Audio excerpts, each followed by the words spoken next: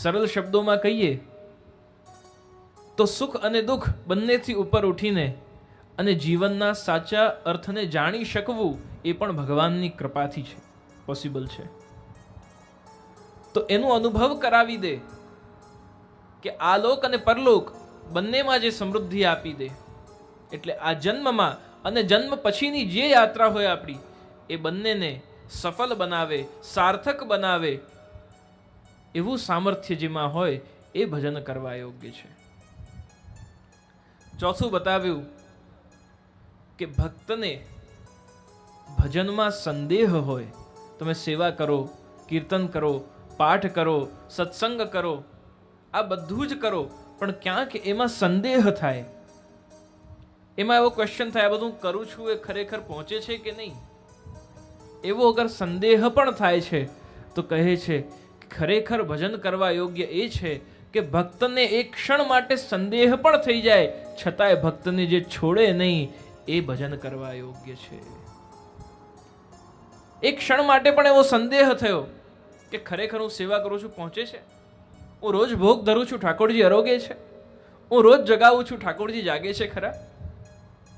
સંદેહ પણ એક ક્ષણ માટે હોય, પણ છતાંય ભાવથી, પ્રેમથી એ પોતાની સેવા, પોતાનું સત્સંગ સ્મરણ છોડે નહીં, તો પ્રભુ કહે છે કે એક ક્ષણ માટે પણ જો એ મને મારામાં સંદેહ હોય એને, તો હું એને છોડતો નથી, એના સંદેહને દૂર કરી દઉં છું. બીજું ક્વોલિફિકેશન બતાવ્યું. છઠ્ઠી વાત, જે અનાધિકારી છે, the one who is not qualified, એને પણ પોતાની ઈચ્છાથી, કૃપાથી જે સદગતિ આપી શકે એ ભજન કરવા યોગ્ય છે. કોણ અનાધિકારી છે? રાવણે કઈ મિત્રતા કરી હતી રામ સાથે? રાવણે તો શત્રુભાવ રાખ્યો હતો. જાણે છે કે પુરુષોત્તમ છે, પણ છતાંય શત્રુભાવ રાખ્યો. અને શત્રુભાવ રાખ્યો તો પણ શ્રી રામે જ્યારે નાભીમાં, અમૃત કુંભમાં એના ઉદર પર જ્યારે બાણ ચલાવીને અને એને મારે છે, ત્યારે એને સદગતિ આપે છે. પૂતના મારવા આવી છે ભગવાનને. ભગવાનનું તૃતીય સ્કંદ કહે છે કે ભગવાનનો સ્વભાવ કેટલો દયાળુ છે. પૂતના 6 દિવસના ઠાકોરજીને મારવા આવે છે, અને એ પૂતનાને પણ ભગવાન શું કરે છે, તો પૂતનાના પ્રાણ જ્યારે હરી લે છે.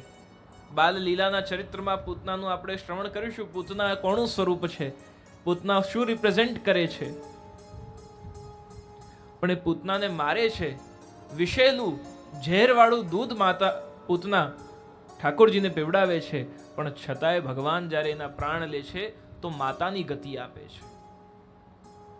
જે મારવા આવે એને પણ જે તારી દે, એનું નામ શ્રી કૃષ્ણ છે, અને એ ભજન કરવા યોગ્ય છે.